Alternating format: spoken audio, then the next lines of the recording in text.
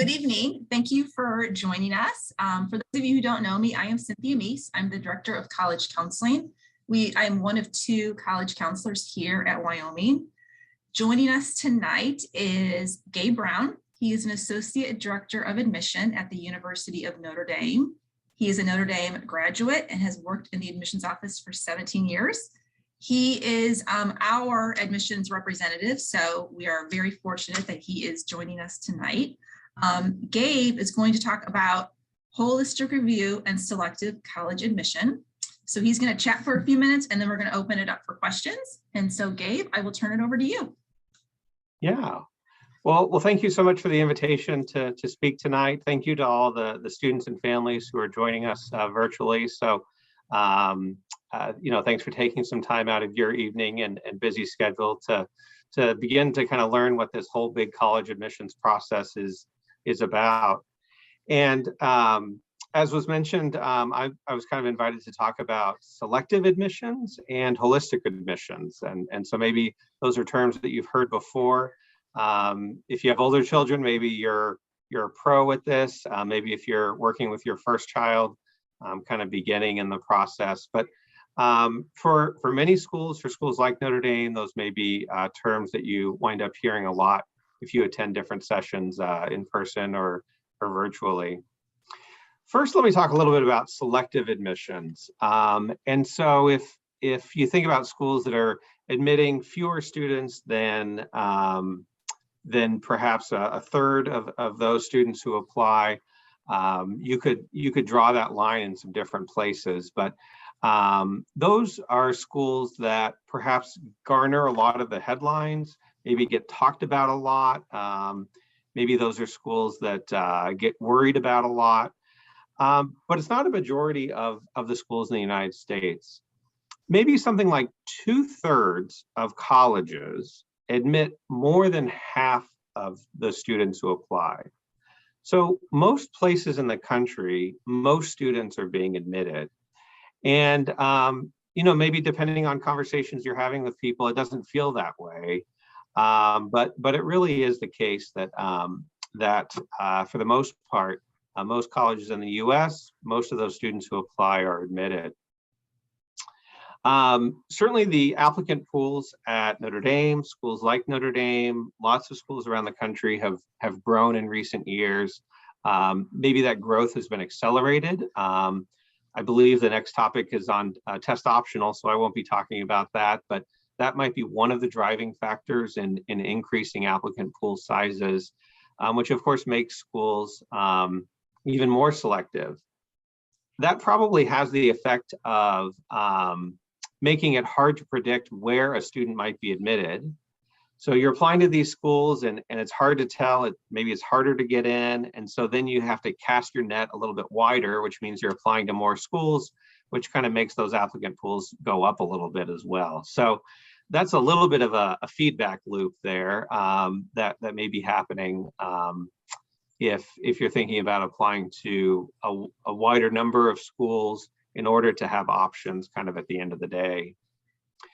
And so then schools are faced with this issue where they have more students who are applying to them, more great students, students who we think would take advantage of the opportunities available on our campuses.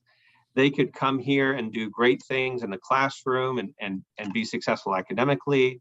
They could, use their gifts and talents to make contributions to the campus community. We have more students in our pool who we think would be great here than we have spots in the first year class. And so then the task of all these admissions committees at colleges across the country is to determine, okay, of those students who have applied to us, who are we going to decide to admit? And many of those schools talk about holistic admissions, which kind of means that it's not a simple chart that we're looking at. It's not a certain GPA that a student has and a test score. And if you hit those two numbers, you're automatically in. If you don't hit some mark, then you're automatically denied. We are taking a lot of kind of care and concern in our process to figure out those students that are the right fit for our institution, fulfill goals that we have, students who we think would make best use of the opportunities and resources that are available here. I know when we talk about kind of those aspects of holistic admissions, we're usually talking about some academic pieces and some non-academic parts. And so on the academic side, we look at your high school performance, of course. So we're going to look at you in the context of your school. We have information about your high school, and we see, okay, here are the courses that are offered to you. Here are which classes you've taken in math and science, English, social studies, and foreign language. Those are kind of the core academic areas that we're focused on. And so we're going to see what opportunities are available to you, and then which of those you've chosen to take. And so we want to see that you've challenged yourself, you've taken on a rigorous curriculum as much as you can handle and be successful in during your 4 years at Wyoming. So we're going to see how you've kind of challenged yourself in the classroom, and then of course your grades and the result of that. So how are the grades that you've earned? Are there any trends in those grades? If you had a slow start to begin with in your high school career, has it improved and you're kind of on an upward trend? Do those grades, perhaps the strength in your transcript matches an area that you might be interested in majoring in? So those are maybe some of the things that we're looking at. I mentioned very briefly standardized testing. For Notre Dame and in many schools, we are test optional, which means it will be up to you to decide whether you want to submit a standardized test. We pretty commonly get the question about, well, I have X score, should I send it or not? Our philosophy has really been to allow the ball to be in the student's court, that it's up to you to decide whether you want it to be part of your review. And I think you should feel confident and comfortable in either path that you decide. So if you've been able to take a test and have a score that you feel is a good representation of your abilities and strengths, and you want us to consider that score, we will. If you feel like the score isn't a good representation of your abilities and want to choose not to submit it, that's also perfectly fine. And your application can be strong, can be competitive, either of those two paths that you take. And again, I think this has been a source of anxiety oftentimes for students and families wanting to make sure that they make the right choice. And I understand that.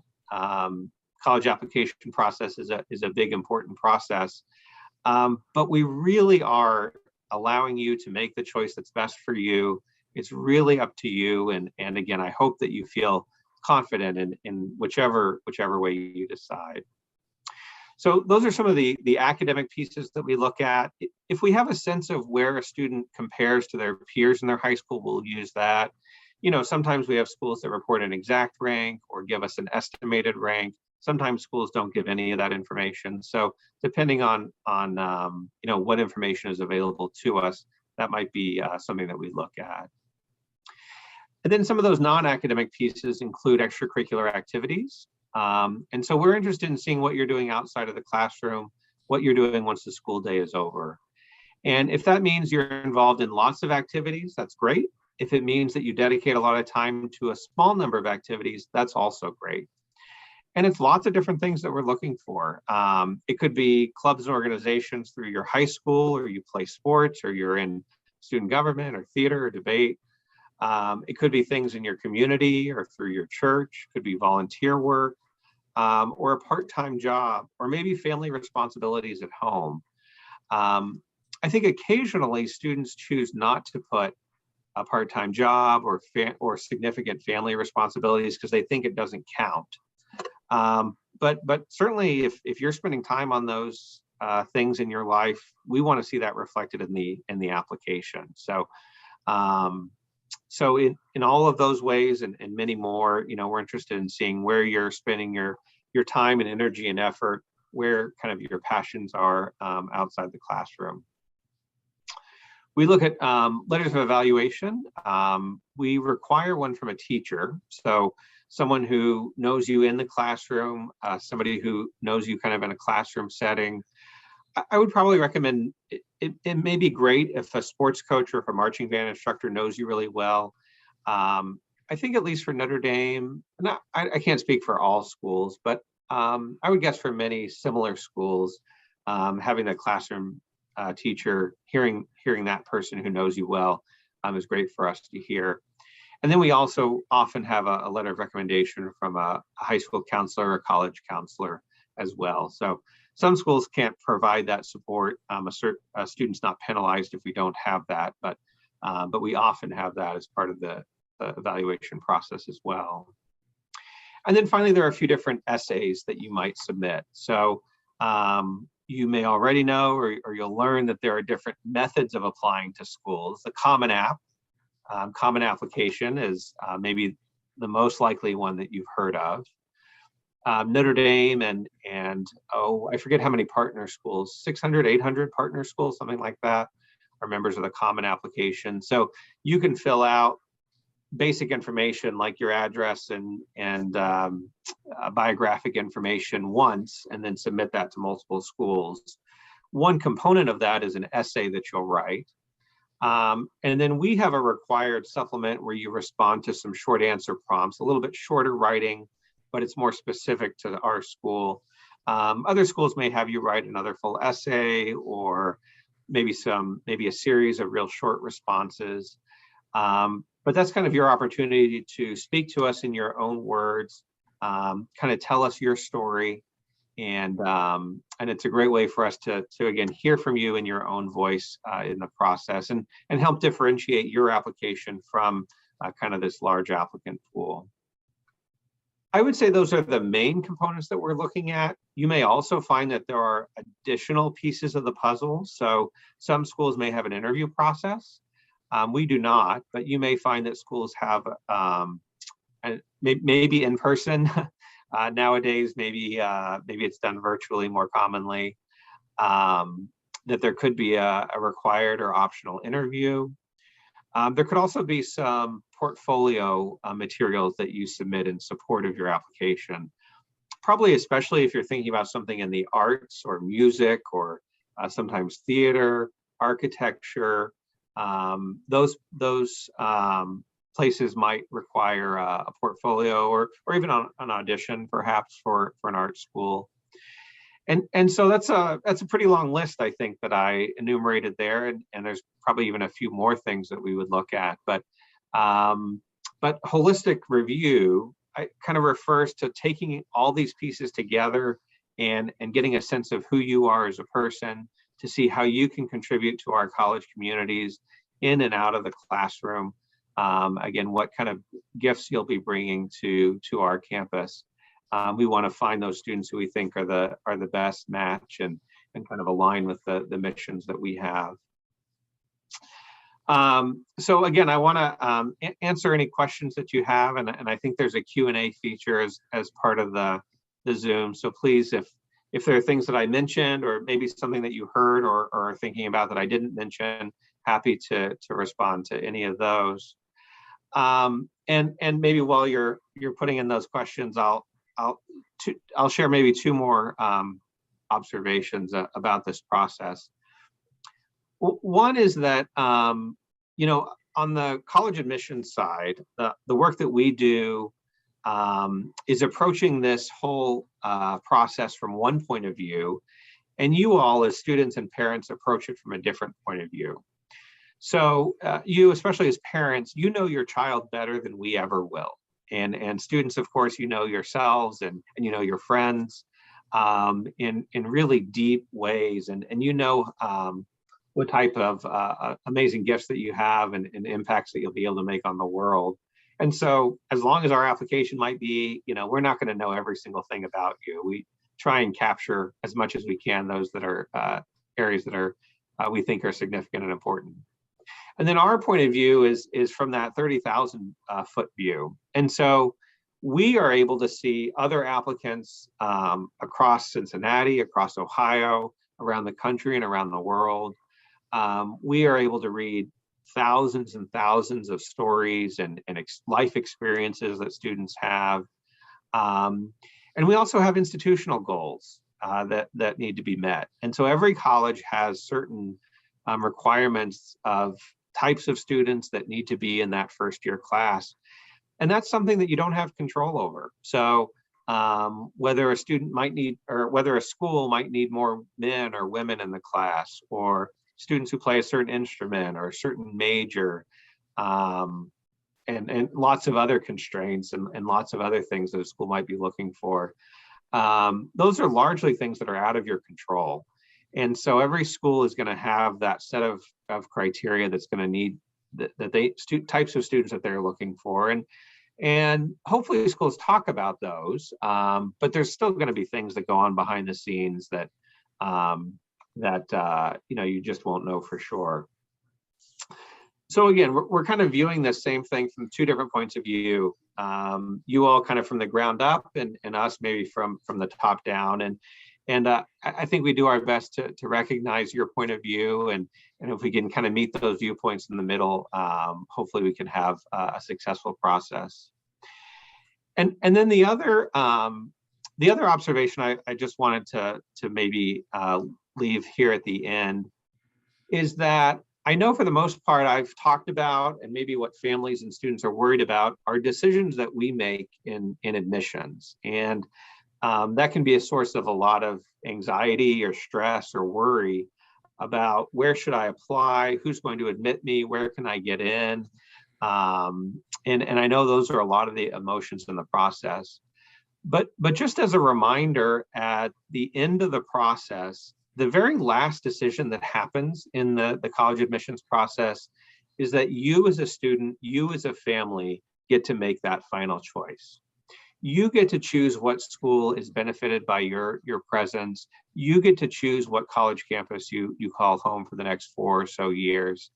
And so hopefully that's an exciting part of the process. Hopefully you feel empowered that in spring of your senior year, you know which schools you've been admitted to. You have some great options in front of you. Things like cost of attendance at those places is oftentimes a factor for most families, and dozens of other factors. But again, hopefully that's an exciting and empowering time where you get to choose the school that's the right fit for you, and that's the last decision that happens in the process, as much as the time and energy is spent on the decisions that we make. So that's fantastic. Thank you, Gabe. We have one question in the Q&A, and then I have a question for you. So sure. The Q&A is about nursing. Do nursing students specifically need any sort of interview? Is there anything more that a nursing applicant would need to do? Yeah, that's a good question. I wouldn't be an expert to answer that one.